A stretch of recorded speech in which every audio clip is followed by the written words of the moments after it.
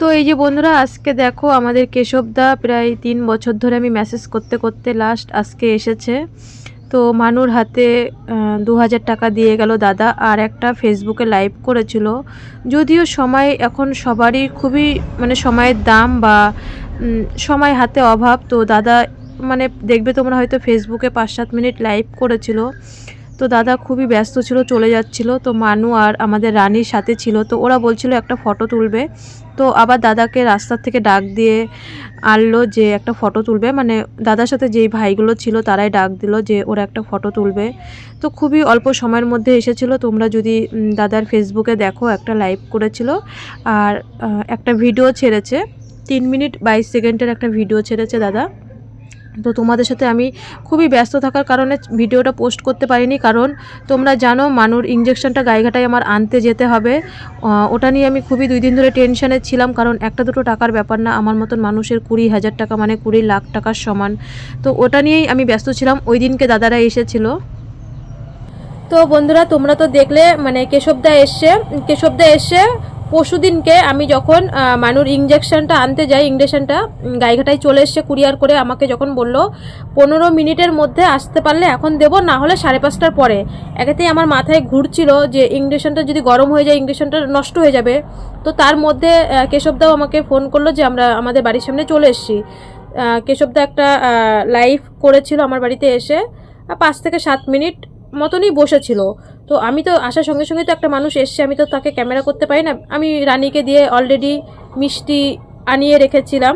তো দাদারা খায়নি। এখন সবার বর্তমান সময়ের খুবই অভাব। তো দাদা এসে একটা 5 মিনিটের বা 7 মিনিট হবে একটা লাইভ করেছে, আর কালকে রাত্রে একটা 3 মিনিট 22 সেকেন্ডের ভিডিও দিয়েছে। তো আমার বাড়িতে কে আসে না আসে, আমি যেহেতু ডেলি লাইফস্টাইল তোমাদের সাথে শেয়ার করি, আর বিশেষ করে এইসব হেল্পের ভিডিওগুলো কে আসে না আসে তোমরা সবটাই দেখতে পাচ্ছ। রোহন ভাই যেমন এসেছিল আমার বাড়িতে, রোহন ভাই আমার টোটাল শুনেছে 5টার সময় এসছে। আর রোহন দা বলছি, ওই দাদাটা আর ভাই 5টার সময় এসছে আমার বাড়িতে, আর 6টার দিকে গেছে। এ টু জেড আমার সব কথা শুনেছে। প্লাস ওরা আমার মোবাইলটা নিয়েই মানুষের সাথে একটা ভিডিও করেছে যে তোমরা সবাই পাশে থাকবে। কি করেছে না করেছে তোমরা ভিডিওতে দেখেছো। তো ওই দাদাটাও ভিডিও ছেড়েছে, রোহন ভাইও ভিডিও ছেড়েছে। তো আমি কোনোদিনই রোহন ভাইদের ফোন বা কিছু করিনি, তোমরা সবটাই জানো। তো আমি স্নানটা মাত্র করে এসছি, 2:30 বাজে তখন। হয়তো আমি লাইভটা দেখবে, আমি একটু সিঁদুরও পরা নেই, কপালে টিপও পরা ছিল না। মাত্র স্নান করে আমি বাথরুম থেকে বেরিয়েছি, ওরা তার মধ্যে আমার বাড়িতে ঢুকে গেছে। তো ওরা 5 থেকে 7 মিনিট আমার বাড়িতে বসেছিল। ওইটা করেই তোমরা দেখেছো আমার ভিডিওতে, মানুকে ভাতটা দিয়েই আমি সোজা চলে গেছি গাইঘাটায়, আমি নিজেও না খেয়ে। আর বাবাকে আমি ভাতটা দিয়ে আমি ফেলে থুয়ে চলে গেছি, কারণ আমার আগে ইঞ্জেকশনটা আনতে হবে। একটা দুটো টাকা না, 20,000 টাকা। আমার কাছে আমি খুবই একটা খুবই ভিখারি গরিব মানুষ। 20,000 টাকা আমার কাছে 20 লাখ টাকার সমান। তো ওইটা আমার আগে আনতে হবে।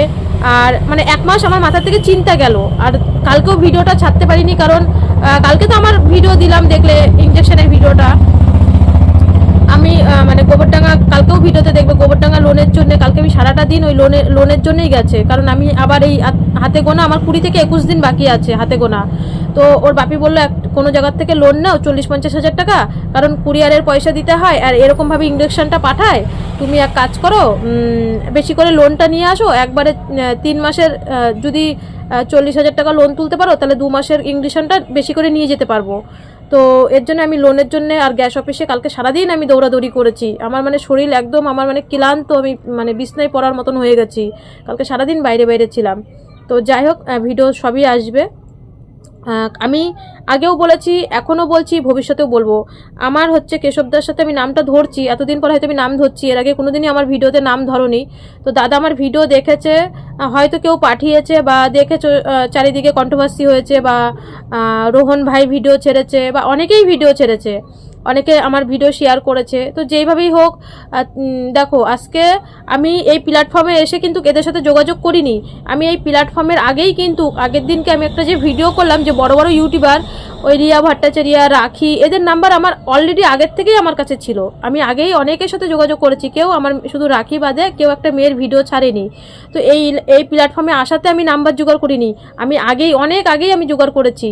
তো আমি দাদাকে অনেক আগেই বলেছিলাম, আমার মোবাইলে মেসেজও আছে যে দাদা তোমার হচ্ছে, মানে যেটা সত্যি সেটাই বলছি, যে তোমার মিলিয়নের সাবস্ক্রাইবার সবাই যদি 1 টাকা করেও দেয়, আরও 1 বছর আগেই ওর বিএমটি হয়। তো যাই হোক, দাদা ব্যস্ততার কারণে আমার বাড়িতে আসতে পারেনি, ব্যস্ততার কারণে। এখন সবার সময়ের খুবই দাম। তো উনি একজন গায়ক, জানোই তো, ব্যস্ত থাকে, তার গান শ্যুট করা, গান লেখা, মানে গান গাওয়া, সব কিছুই তো তাদের যে যা কাজ করে সেটা নিয়ে ব্যস্ত থাকে।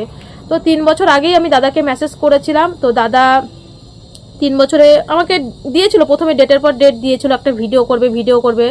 তারপরে আমি বিএমটির সময় অনেক মেসেজ করেছি, বিএমটির পরেও মেসেজ করেছি, কারণ তারপরেও আমি 6 বার গেছি, প্রায় 3 লাখ টাকা মতন খরচা হয়েছিল। তখন আমি অসহায়ের মতন মেসেজ করেছি, তো রিপ্লাই দেয়নি। তো দাদা কালকে আমার বাড়িতে আসলো, খুবই ভালো লাগলো, মানে কি বলবো, অনেক অনেক ধন্যবাদ। দেখো আজকে রোহন ভাই আমাকে পুরো, তোমরা জানো কত টাকা দিয়েছে, মানে একটা মাস, মানে আমি 30টা দিন নিশ্চিন্ত থাকবো যে ও শরীর থেকে ব্লাড বের করা হয়ে গেছে। পুরো ভ্যানিসেকশনের খরচাটা পুরো 8,500 টাকা দিয়েছে রোহন ভাই। ওরটা যখন বলতে পেরেছি, অবশ্যই দাদারটাও বলবো। আমি ভিডিওটা এখনই পোস্ট করব। তো কেশবদা হচ্ছে এই যে মানুর ট্রিটমেন্টের জন্য 2,000 টাকা দিয়েছে। আমি টাকাটা এইভাবেই রেখে দিয়েছি। আমি আজ পর্যন্ত তোমরা যে যা দিয়েছো, আমি কারোর 5 টাকা খাইনি। আমি যখন একটা কোথাও যাই না, মনে হয় যেন কি একটা জিনিস খেতে ইচ্ছা করলেও কোনো সময় দেখবে না আমাদের বাইরের খাবার আমাদের ঘরে ঢোকে, বা আমি কোনো কিছু খেতে মন চাইলেও আমি একটা শুধু চা, তোমরা জানো আমি চা ভক্ত খুব মানুষ, তো চা খাই। আর মানুকে নিয়ে হসপিটালে গেলে, যেমন আগের দিন টাটাতে শুধু ধোসা খেয়েছি, আর কিচ্ছু না। আমি আমার দোকান থেকেই বিস্কুট, কেক আমি সব নিয়ে যাই, কারণ আমি পয়সা খুব সেফটিতে, মানে খুব হিসাব করে আমি চলি, তোমরা সবটাই জানো। তো রোহন ভাই আগের দিনকে 8,500 টাকা দিয়ে গেছিলো, ওই আমার পুরো একটা মাসের নিশ্চিন্ত হয়েছি। কালকে পরশুদিনকে ইঞ্জেকশনটা আসলো, 20,068 টাকা দাম। তো কেশবদা আমার মানুষ ট্রিটমেন্টের জন্যে এই যে 2,000 টাকা দিয়ে গেছে। আমি আর হাতে গোনা 21 দিন আছে ভেলুরে যাওয়ার।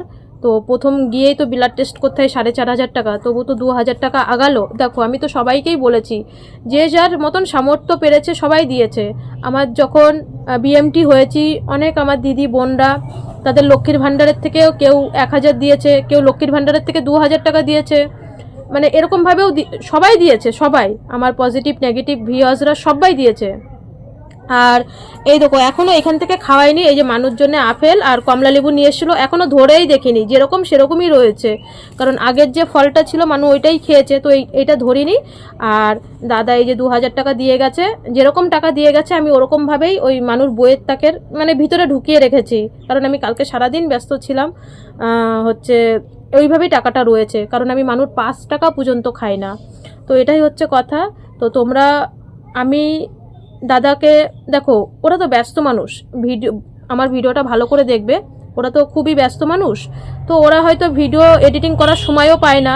তো আমি ভিডিওতে বলেছি, তোমরা লাইভটা দেখবে, হয়তো 5-7 মিনিট লাইভটা করেছিল, আমি বলেছি আমার প্রত্যেকটা কন্ট্রোভার্সি আমার পাশে ছিল, আর আমার প্রত্যেকটা ভিউয়ার্স আমার পাশে ছিল, তোমরা আমার পাশে ছিলে, আমার ভিডিওটা দেখেছো বলেই তো আমি চ্যানেলটা মনিটাইজেশন করতে পেরেছি।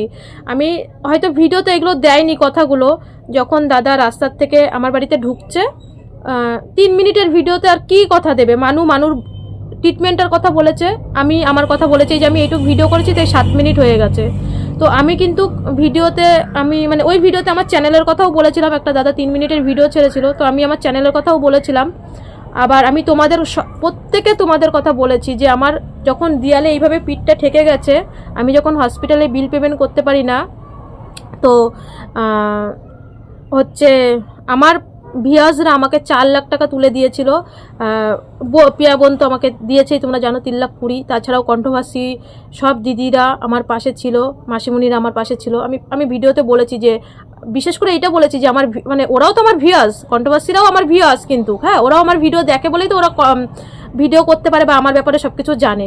আমি বলেছি আমার ভিউয়ার্স, সবথেকে হচ্ছে আমার ভিউয়ার্স, যে ওরা আমাকে মানে কীভাবে যে সাপোর্ট করেছে আমি মানে বলে বোঝাতে পারবো না। দেখো আগের দিন রোহন ভাইয়ের ভিডিওতেও বলেছি, প্লাস আমি কেশবদা যে আমার ভিডিও করেছে আমি বলেছি, কিন্তু হয়তো ওরা সময়ের অভাবে ঠিক করে এডিটিং করতে পারেনি, তো সেই ভিডিওগুলো দেখলাম না।